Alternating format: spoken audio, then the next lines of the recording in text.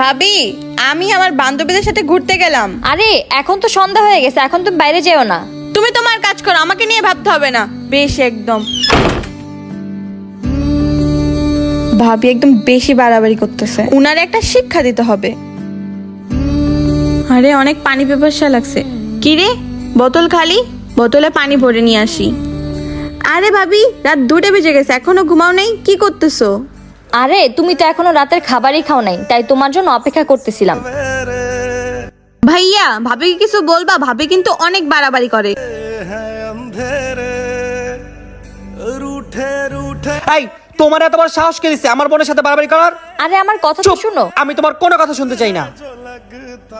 Sorry ভাবি, আমি তোমাকে ভুল বুঝেছি। It's okay. ভাবি, তুমি কি খাইছো? না। চলো ভাবি, ডিনার করে আসি। চলো। माना दिल दा ही मेरा है